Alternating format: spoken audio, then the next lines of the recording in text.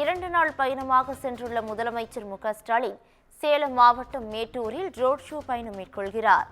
சாலையின் இரு புறங்களிலும் திரண்டுள்ள திமுகவினர் மற்றும் பொதுமக்கள் முதலமைச்சருக்கு உற்சாக வரவேற்பு அளித்துள்ளனர்.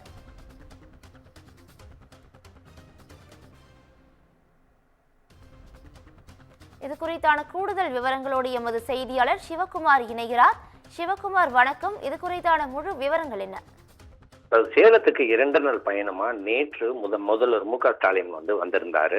அதாவது 11 கிலோமீட்டர் ரோட் ஷோல கலந்துகிட்டாரு நேற்று. அதனை அடுத்து பாத்தீங்கன்னா இன்னைக்கு 12ஆம் தேதி மேட்டூர் அணையிலிருந்து காவிரி டெல்டா பாசனத்துக்கு நீர் திறந்து வைக்கிறாரு. 2 நாள் பயணமா வந்திருக்கிற அவரு நேற்று காலை 10 மணி அளவுல விமானத்தை கோவைக்கு கோவை மூலம் சாலை மார்க்கமாக ஈரோடு மாவட்டம் வந்திருந்தாருங்க. அங்கு நடைபெற்ற வேளாண் கண்காட்சி மற்றும் கருத்தரங்கை தொடங்கி வைத்து 50,000 விவசாயிகளுக்கு நலத்திட்ட உதவிகளை வழங்கினாரு.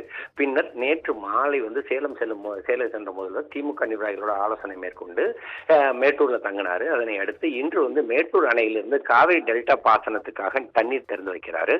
அதன் பின்னர் சேலம் இரும்பாலை அருகே உள்ள அரசு மோகன் குமாரமங்கலம் மருத்துவக் கல்லூரி வளாகத்தில் நடைபெறக்கூடிய அரசு விழாவில் பங்கேற்காரு.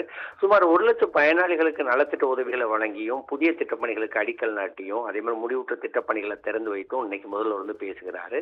இதனை அடுத்து விழா நடைபெறும் அரசு மோகன் குமாரமங்கலம் மருத்துவக் கல்லூரி வளாகத்தில் செயல்படு பாதுகாப்பு பலப்படுத்தப்பட்டிருக்குது.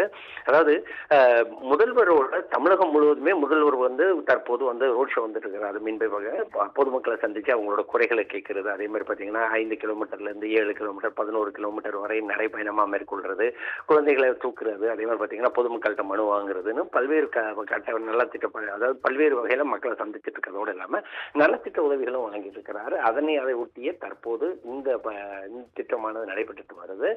இந்த திட்டமானது பாத்தீங்கன்னா கிட்டத்தட்ட இன்னைக்கு 1 லட்சம் பயனாளிகளுக்கு நலத்திட்ட உதவிகளை வழங்குறாரு அப்படின்னு சொல்லி கூறப்படுற நிலையில இதனை அடுத்து முதல்வர் என்ன செய்ய போறாரு அப்படிங்கிறது இனிமேதான் தெரிய வருங்க. கூடுதல் விவரங்களுக்கு நன்றி சிவகுமார்.